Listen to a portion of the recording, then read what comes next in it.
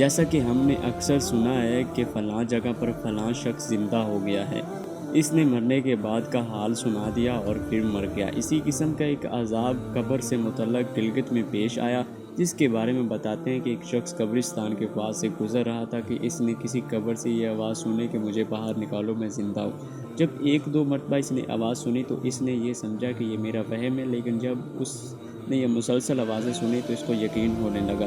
چنانچہ قریب میں ایک بستی تھی، وہ شخص اس میں آیا اور لوگوں کو اس آواز کے بارے میں بتا کر کہا کہ تم بھی چلو اور اس آواز کو سنو۔ چنانچہ کچھ لوگ اس کے ساتھ آئے، انہوں نے بھی یہی آوازیں سنی اور سب نے یقین کر لیا واقعی یہ قبر سے آ رہی ہے۔ اب یقین ہونے کے بعد ان لوگوں کو مسئلہ پوچھنے کی فکر ہوئی کہ پہلے علماء سے یہ مسئلہ معلوم کریں کہ قبر کھولنا جائز ہے یا نہیں۔ چنانچہ وہ لوگ محلے کی مسجد کے امام صاحب کے پاس گئے اور ان سے کہا اسی طرح قبر سے آواز آ رہی ہے اور گویا یہ کہہ رہی ہے کہ مجھے قبر سے باہر نکالو، میں زندہ ہوں۔ اس پر امام صاحب نے فرمایا اگر تمہیں اس کا زندہ ہونے کا یقین ہو گیا ہے تو قبر کو کھول دو اور اس کو باہر نکال لو۔ چنانچہ یہ لوگ ہمت کر کے قبرستان گئے اور جا کر قبر کھول دی۔ جب جو ہی تختہ ہٹایا تو دیکھا اندر ایک عورت برہنہ حالت میں بیٹھی ہوئی ہے اور اس کا کفن گل چکا ہے۔ پھر لوگوں نے کہا کہ عورت کہہ رہی ہے جلدی سے میرے گھر میں سے میرے کپڑے لاؤ، میں کپڑے پہن کر باہر نکلوں گی۔ چنانچہ یہ لوگ فوراً دوڑ کر اس کے گھر گئے اور جا کر اس کا گھر والوں کو یہ واقعہ بتایا۔ اس کے کپڑے چادر وغیرہ سب لے آئے اور لا کر اندر پھینک دیے۔ اس عورت نے ان کپڑوں کو پہنا اور چادر اپنے اوپر ڈالی، پھر تیزی سے بجلی کی طرح اپنی قبر سے نکلی اور دوڑی ہوئی اپنے گھر کی طرف بھاگ گئی۔ گھر جا کر اس عورت نے ایک کمرے میں چھپ کر اندر سے کنڈی لگا لی۔ اب جو لوگ قبرستان آئے تھے دوڑ کر اس کے گھر پہنچے، ان کو وہاں جا کر معلوم ہوا کہ اس نے اپنے کمرے کے اندر سے کنڈی لگا رکھی ہے۔ ان لوگوں نے دستک دی کہ کنڈی کھولو۔ اندر سے عورت نے جواب دیا میں کنڈی تو کھول دوں گی، لیکن کمرے کے اندر وہ شخص داخل ہوں جس کے اندر مجھے دیکھنے کی تاب ہو، اسی لیے کہ اس وقت میری حالت جو ہے وہ ہر آدمی مجھے نہیں دیکھ سکتا، نہ برداشت کر سکے گا، لہذا کوئی دل گردے والا شخص اندر آئے اور آ کر میری حالت دیکھے۔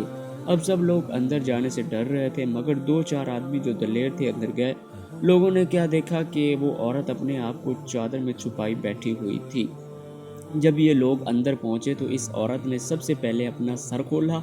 ان لوگوں نے دیکھا کہ اس کے سر پر ایک بھی بال نہیں، وہ بالکل خالی کھوپڑی ہے، نہ اس پر بال ہے نہ کھال ہے، صرف خالی ہڈیاں ہی ہڈیاں ہیں۔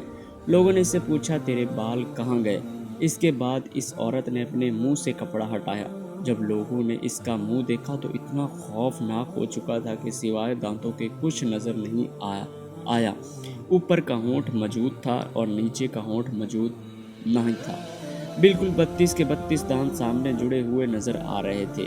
سوچئے اگر کسی انسان کے صرف دانت ہی دانت نظر آئیں تو وہ کتنا ڈرا اور خوف معلوم ہوتا ہے۔ اب ان لوگوں نے اس عورت سے پوچھا تیرے ہونٹ کہاں گئے؟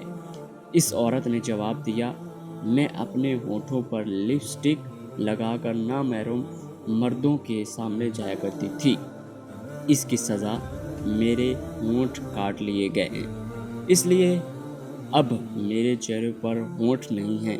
پھر اس عورت نے اپنے ہاتھ اور پیروں کی انگلیاں کھولی۔ لوگوں نے دیکھا کہ اس کے ہاتھ اور پیروں کی انگلیوں میں ایک بھی ناخن نہیں تھا، تمام انگلیوں کے ناخن غائب ہو گئے تھے۔ اس سے پوچھا تیری انگلیوں کے ناخن کہاں گئے؟ اس عورت نے جواب دیا ناخن پالش لگانے کی وجہ سے میرا ایک بھی ناخن نہیں ہے، چونکہ میں یہ سارے کام کر کے گھر سے باہر نکلا کرتی تھی، اس لیے جیسے ہی میں مرنے کے بعد قبر میں پہنچی تو میرے ساتھ یہ معاملہ کیا گیا اور مجھے یہ سزا ملی کہ میرے سر کے بال بھی نوچ دیے گئے، میرے ہونٹ بھی کاٹ دیے گئے اور ناخن بھی کھینچ لیے گئے۔ اتنی باتیں کرنے کے بعد وہ بے ہوش ہو گئی اور مردہ بے جان ہو گئی جیسے لاش ہوتی ہے۔ چنانچہ ان لوگوں نے دوبارہ اس کو قبرستان میں پہنچا دیا۔ تو محترم خواتین و حضرات، اللہ تعالیٰ کو یہ عبرت دکھانی مقصود تھی کہ دیکھو اس عورت کا کیا انجام ہوا اور اس کو کتنا ہولناک عذاب دیا گیا۔ بے پردہ خواتین اس واقعے سے عبرت لیں اور ان گناہوں سے توبہ کریں، جس کی سزا بروز قیامت بہت سخت ہے۔ بے شک